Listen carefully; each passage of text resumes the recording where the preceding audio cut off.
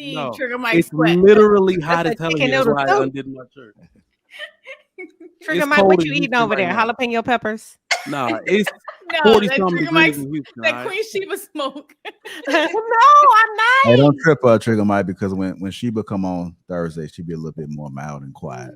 For some reason, from Nah, seeing nah, the nah. rest. Every time he unbutton his Yeah, top I, Yeah, button. I don't want to get in. I don't want to get in attack mode. It's late, but maybe on the No, right you don't topic. need Who to. knows? It's a healthy conversation. I feel like Trigger Mike, yeah, very it healthy. definitely is. Is there such thing as privacy in a marriage? Is there such thing as privacy in a marriage? Let's go ahead and kick it off. I do have a clip. The clip is in relation to this, so I'll play the clip in a little bit. Let me get you guys' immediate thoughts. I'm gonna start with Sade over there. What are your thoughts, man? So let me ask I you a love question. Is this that. in reference to the husband and wife or just like, okay, I'm gonna say yes, there's a sense of privacy and no privacy. It's really how the dynamics work between that oneness again goes into play here because there's privacy against other people. Like you and your husband supposed to be like not necessarily best friends per se, but really, really close. Like you can be able to tell them everything, but you're not supposed to tell the outside world everything about your marriage. Like literally, your friends not supposed to really know nothing.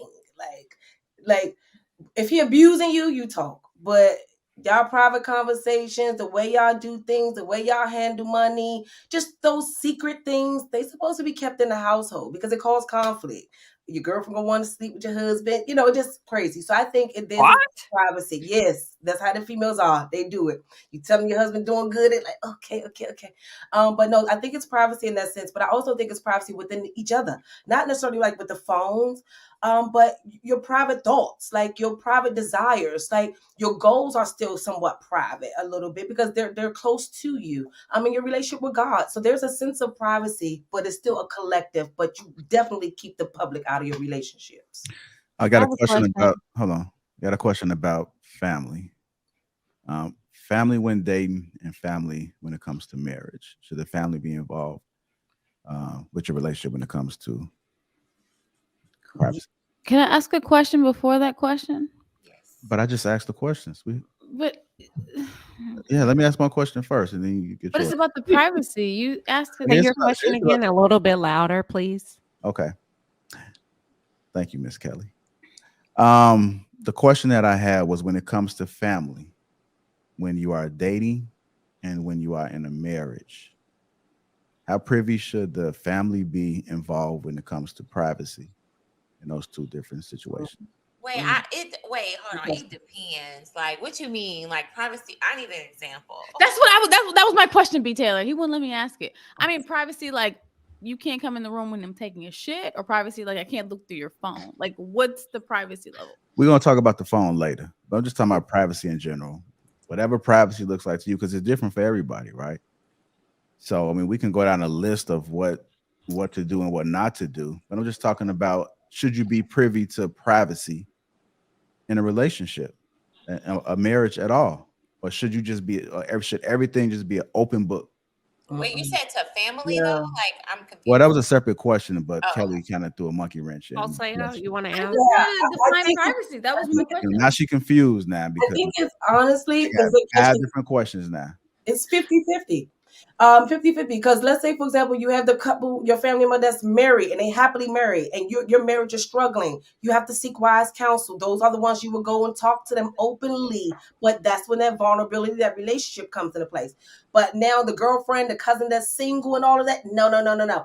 She don't need to know nothing too much. Like literally, no, she don't need to know nothing. But the married, the pastor, the biblical, like if you got the biblical, the prayer friend, she might can help you out because she thinking on a different wave. But the single friend, no life, no. The single family member, no life, Single? no. But I think when you're dating, you need to be open with your family because how yeah. else can you get those No, red flags? Because I feel yeah, like you love do. is blind. Yeah. How do you know when you're not? It When depends you're on your missing age, I something? think, when you're single. I think I it think dep- it. I I think think it's important in the dating phase that your family, your community, kind of vets this person out as well, like your father, your mother, your siblings, like people that are so looking out for your best interest. That can see things that you possibly can't see because you're blinded by love. So I think in the dating process, to protect that woman, um, they should vet out, you know, that man or that That's the woman. whole point of vetting a man, right? Like, who's vetting them? You're not vetting them. They say bring them to your brothers and your fathers and your uncles and the men in your life. If you keep it private, how are you vetting them? No, I don't think he means private by way. He's saying business. Introduction. Yeah, don't tell them like all social- of your business, because I think he's not talking about social connectivity. That's hey, we're at a barbecue. Here's my man. Here's my woman. I think he's talking about when we have a challenge. I'm upset with you. You're upset with me. Where are the rules? Where are the boundaries? Where's the guidelines? I think we understand the social. Okay, well, I would say don't go to your mom and tell her, because that you're her baby, and tell your dad stuff, because they may, just depending on how they respond, it'll leave a bad taste in their mouth, and then they'll like, it's awkward to bring him around the family, because now everybody know all y'all business. But if you have like, is that dating or in a marriage? It could be the same way across the board. I'm just saying, just some general, like if you have a trusted sibling who's married, like my sister's married, so I do come to her for advice, because she's been married, she's been with her high school sweetheart for a very long time, and I'm like, okay, like I know you learned a lot throughout your relationship, like what advice could you give me during these trials? Although my partner may not like that, I bring that to her, but she don't have to know about it. That's privacy. He don't gotta know. I'm telling some of my business. So my sister, it's between us, it's because that's that trust there. I don't see nothing wrong with that. I don't tell nobody nothing about my husband. If I'm giving you a story about my husband, it probably happened 3, 4, 5 years ago. But that's husband, prior to being married. When I was dating my husband.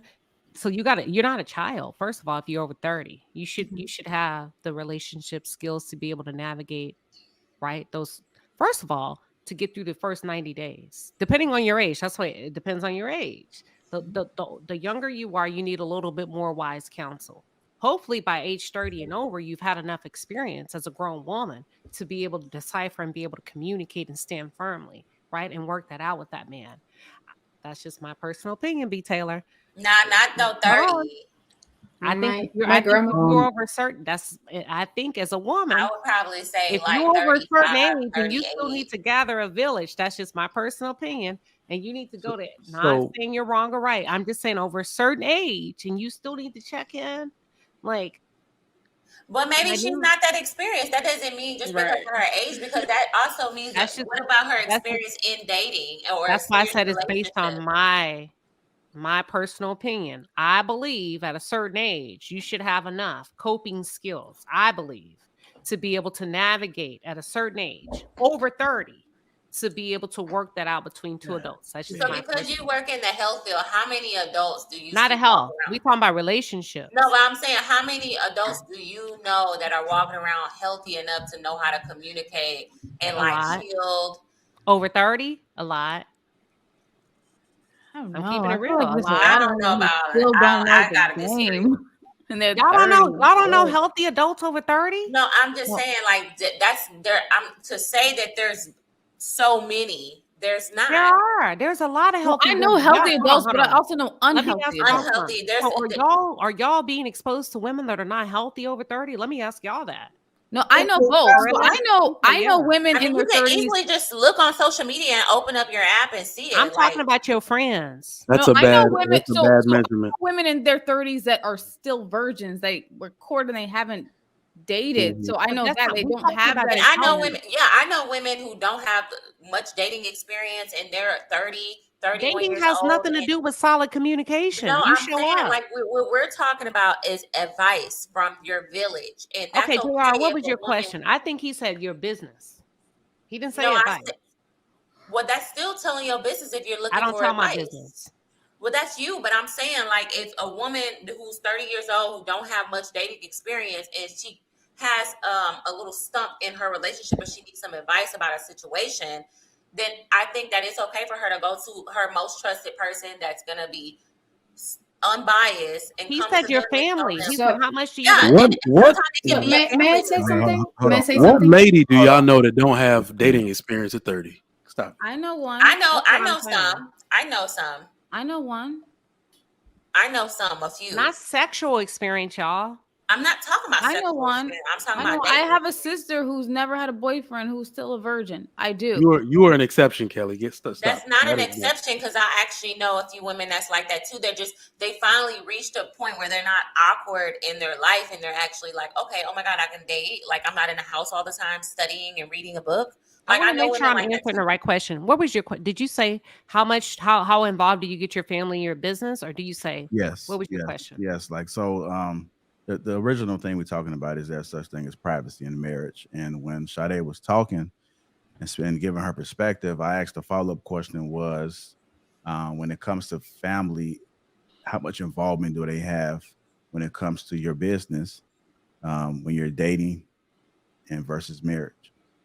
Can I say something about it? So Yeah. my grandma used to say, the laundry is washed at home, right? That's kind of like a saying, that's privacy. Whatever problems you have, you keep them in the house. However, if you're gonna exteriorize it because you need to and you need advice, you have to know who you go for advice to, number one. And number two, then most important, I think, giving the full version. When my sister comes to me and I specifically ask, and what did you do? What did you say? How did you say it? Don't come to me like for grace, because you're not getting that just because you're my sister. I'm a very neutral person. So I know that if she came up with some attitude, if she said it in a way, she's going to get it. I'm like, I'm sorry. I love you. But this, wow. You know how he feels about this? You know, like that's something that not a lot of people have. Like, you have to give the full version. Okay, so he did this, but I did this. I said this, and I reacted this way, you know, like whatever. Like, I think that's the most important thing about it, because no one can be like giving you, you know, like a good advice if they only have your version and you as victimizing, like, oh, you know, he did this, poor me, right?